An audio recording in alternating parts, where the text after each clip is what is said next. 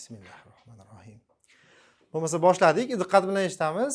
Buni endi noldan tushuntirib ketamiz bu mavzuni. Bugungi mavzu gulli o'simliklarda gametogenez. Gametogenez degani, gameta degani jinsiy hujayra degani, genezis degani hosil bo'lish degani. Ya'ni jinsiy hujayralarda hosil bo'lishi. Kimlarda? Gulli o'simliklarda. Xo'p, endi o'rtoqlar, bu mavzularda asosiy mavzularni video dars qilyapmiz. Buni YouTube'ga ham qo'yyapmiz. Tashlaganimizni ko'rib olinglar. Tayyor imkoniyat. Bitta o'zimiz o'quvchilarga emas, qolganlarga manfaatli bo'ladi. Ha? Xo'p, demak, gul to'rtta qismdan iborat. Avvalo gulni qismini bilishingiz kerak bu yerda. Demak, bu gulkoscha barg yashil rangda bo'ladi, bilasizlar. Gul toji barg ichida qizil rangda bo'ladi, oq rangda bo'ladi, sariq rangda bo'ladi va boshqa ranglarda bo'ladi. Gulning changchisi ikki qismdan iborat bo'ladi. Chang ipi va chang dondan iborat bo'ladi. Va gulning urug'chisi. Urug'chi 3 qismdan iborat bo'ladi. Tumshuqchasi bo'ladi, ustunchasi bo'ladi va tugunchasi bo'ladi. Tugunchani ichida ham urug' kurtak bo'ladi. Mana shu tugunchadan meva hosil bo'lsa, urug' kurtakdan urug' hosil bo'ladi. Bugungi mavzuyimizda biz mana shu gulli o'simliklarning jinsiy hujayralarining hosil bo'lishi haqida gaplashamiz. O'zi qaysi hujayralar jinsiy hujayra degan savol tug'iladi. Mana gulning changchisi bor ekan. Changchida demak changdon bor ekan. Changdonda chang bor. Qizil-qizil qilib qo'yibman-ku. Shu chang. Endi ana shu chang bu partani sudagi chang emas. Chang hujayra hisoblanadi. Chang xalta. Chang xaltani ichida mikrosporosit degan ikki to'plamli hujayra bo'ladi. Ya'ni diploid to'plamli hujayra bo'ladi. Mana shu diploid to'plamli hujayradan erkaklik jinsiy hujayralar, spermiyalar hosil bo'ladi. Demak, changchi bu gulning erkaklik qismi. Va ana shu erkaklik qismida erkaklik jinsiy hujayralar, gulli o'simliklarda harakatsiz spermiyalar hosil bo'ladi. Endi urug'chida jinsiy hujayra, tuxum hujayra va markaziy hujayra hosil bo'ladi. Bular urug'chi. Nimaga o'xshaydi? Urg'ochilik. Urg'ochilik qismi gulning, mana bu tuxum hujayra bo'lsa, urg'ochilik jinsiy hujayra. Changchi qanaqa so'zga o'xshaydi? Jangchiga o'xshaydimi? Jangchi, ya'ni changchi bu gulning erkaklik qismi, unda erkaklik jinsiy hujayralar hosil bo'ladi. Demak, erkaklik jinsiy hujayralar spermiyalar deyiladigan ana shuning hosil bo'lishi haqida gaplashamiz. Demak, changdondagi chang xaltasida mikrosporosit hujayra hosil bo'ladi ekan. Chang xaltasida mikrosporosit hujayra diploid to'plamga ega bo'ladi. U dastlab meyoz bo'linadi. Agar kim bu mavzuda tushunmoqchi bo'lsa, sal-pal meyoz mitozdan xabari bo'lish kerak. Agar bu mavzudan xabari bo'lmasa, jinni qiynaladi tushungani. Demak, mikrosporosit hujayra dastlab meyoz usulida bo'linadi. Meyoz degani kamayish degani va meyoz ikki marta bo'linishni o'z ichiga oladi. Mana birinchi bo'linib ikkita hujayrani hosil qildi, ikkinchi ular yana bir martadan bo'linib to'rtta hujayrani hosil qildi va meyoz bo'linish jarayoni tugadi. Demak, meyozning natijasida mikrosporosit hujayradan mikrospora hujayralari hosil bo'ladi ekan. Mikrosporosit ikki to'plamga ega bo'lsa, mikrosporalar esa n to'plamga ega bo'ladi. Mana bu qora markerda yozib qo'yganim nima? Bitta mikrosporasitga 4 ta mikrospora to'g'ri keladi. Ya'ni bittadan 4 ta hosil bo'ladi. Bu nisbatlar masalalarni ishlashingiz sizga kerak bo'ladi. Va endi har bir mikrosporadan mitoz bo'linish natijasida vegetativ, yirik, generativ mayda hujayra hosil bo'ladi. Endi mikrosporaning to'plami n to'plam edi. Bu mitoz bo'linganligi uchun vegetativ, generativ hujayrada ham n to'plam bo'ladi. Chunki mitozning biologik ahamiyati ona hujayradagi axborotni qiz hujayralarga teng taqsimlab berish. Generativ hujayra ham mitoz bo'linib ikkita spermiyani hosil qiladi. Demak, spermiyalar ham n to'plam bo'ladi, chunki ular mitoz bo'lindi. Mana spermiyalarda n to'plamli ikkita spermiya hosil bo'ldi. Endi bu yerda nisbat 8 ta spermiya qilib qo'yganman. Nimaga? Chunki mana bundan ham hosil bo'ladi. Chunki bitta mikrosporadan ikkita spermiya hosil bo'lyapti-kanmi? 4 ta mikrosporadan 8 ta spermiya hosil bo'ladi. Bu yerda yana qo'shimcha qilib ketganman. Mana bu chang deb qo'yapman. Chang nimadan tashkil topgan? Chang vegetativ va generativ hujayradan tashkil topgan bo'ladi o'z aslida. Endi vegetativ hujayra ham, generativ hujayra ham, mikrospora ham nisbat qanaqa ekan? 4 ga 4. Chunki mana e'tibor bering. Bitta mikrosporasitdan 4 ta mikrospora hosil bo'lar ekan. Har bir mikrosporadan bitta vegetativ hujayra, bitta generativ hujayra hosil bo'lar ekan. Demak, vegetativ generativ hujayra ham mikrosporalar soniga teng.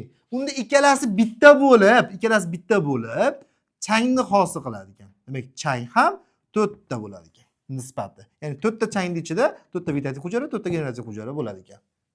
Tushunarlimi? Xo'p, generativ hujayradan ikkita spermiy hosil bo'ladi. Spermiylar esa 8 nisbatga to'g'ri keladi. Demak, bu nisbatlar 1 4 4 4 4 8 nisbatli yaxshi bo'lishingiz kerak, kim tushunyapti?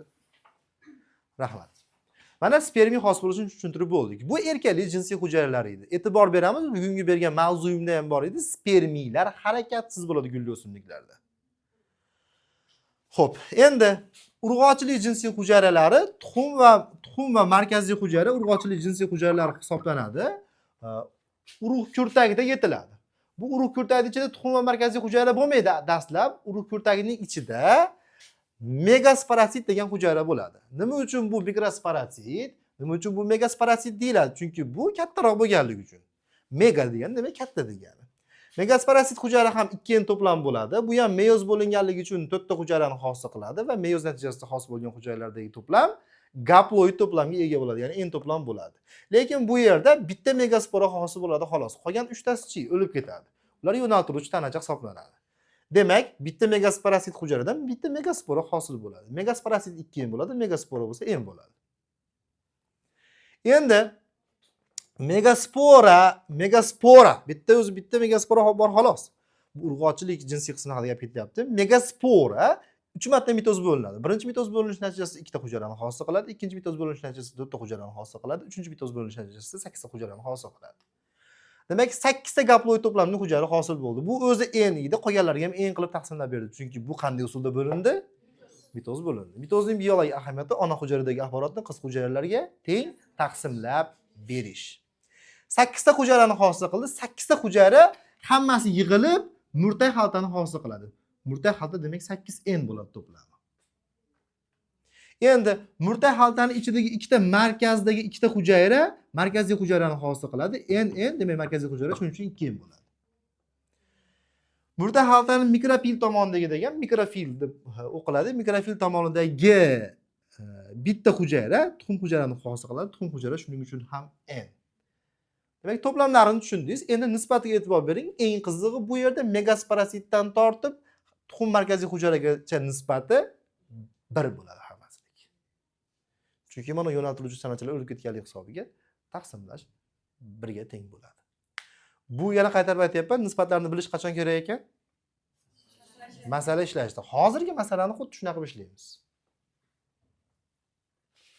Davom etamiz. Mana gametogenez gulli o'simliklarda jinsiy hujayralar hosil bo'lishini tushuntirib bo'ldim va bir yo'li endi qo'shurg'ulanishni ham tushuntirib qo'yamiz.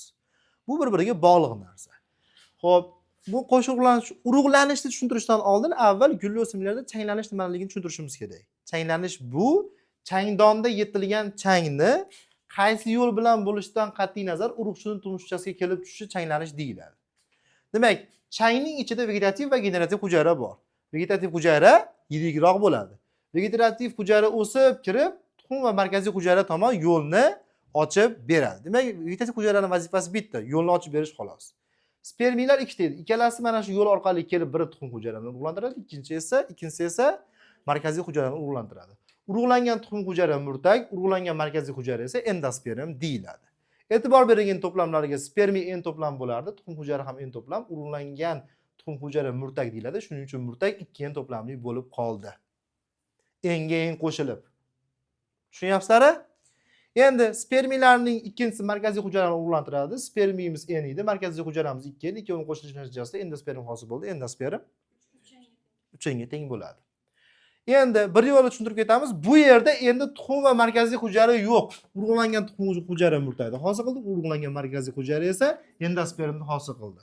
Murtak, endosperm, urug' kurtagining qobig'i uchalasi urug'ni hosil qiladi. Mana urug' hosil bo'lishni boshladi. Demak, urug' kurtagidan urug' hosil bo'ladi, uni o'rab turgan tugunchadan esa meva hosil bo'ladi. To'plamlarni yaxshi bilishingiz kerak. Demak, bitta urug' hosil bo'lishda nechta sperm ishtirok etadi ekan? 2 ta sperm ishtirok etadi. Demak, olmada 10 ta urug' hosil bo'ldi, nechta sperm ishtirok etgan? 20 ta sperm ishtirok etgan. Nechta megasporatsit hujayra ishtirok etgan?